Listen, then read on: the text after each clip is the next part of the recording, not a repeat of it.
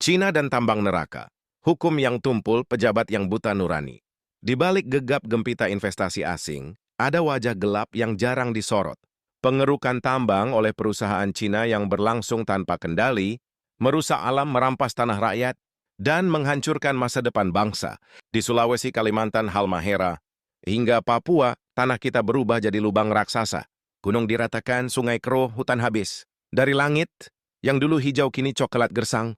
Dan semua itu terjadi dengan restu pejabat negeri sendiri yang menutup mata karena takut kehilangan setoran proyek. Cina datang dengan dalih investasi. Mereka bawa modal tapi juga bawa tenaga kerja sendiri. Rakyat kita hanya jadi penonton di tanahnya sendiri. Mereka ambil nikel, bauksit, emas, bahkan pasir kuarsa, lalu kirim semua ke negerinya. Kita hanya dapat debu dan limbah.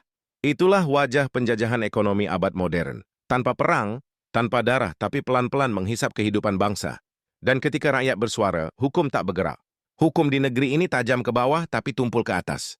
Nelayan kecil ditangkap karena jala melintas di wilayah tambang, tapi korporasi besar yang merusak laut dan menggunduli hutan justru dilindungi. Ada tambang ilegal milik konglomerat tapi aparat diam. Ada kerusakan lingkungan parah tapi pejabat pura-pura tidak tahu. Begitulah hukum yang kehilangan keberanian.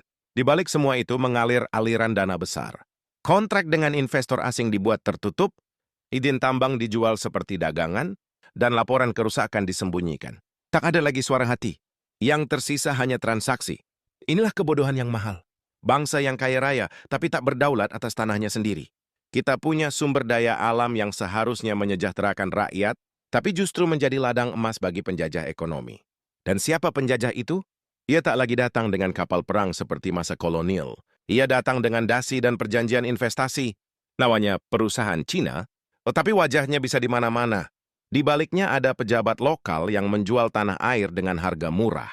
Sementara rakyat menjerit, sungai tak bisa diminum, tanah tak bisa ditanam, udara penuh debu tambang, dan anak-anak kita tumbuh di bawah langit yang kelabu. Di negeri yang dulu dijanjikan sebagai Zamrud Khatulistiwa. Bangsa ini tidak kalah karena perang. Kita kalah karena ketamakan dan penegakan hukum yang tumpul. Kita dijajah bukan karena mereka kuat, tapi karena kita sendiri lemah, mudah dibeli, mudah dibungkam, mudah dilupakan. Wahai para penegak hukum, di manakah nurani kalian? Jika hukum tidak lagi berpihak pada kebenaran, maka rakyatlah yang akan menegakkannya dengan suara dan doa. Sebab Allah tidak akan biarkan kezaliman berdiri selamanya.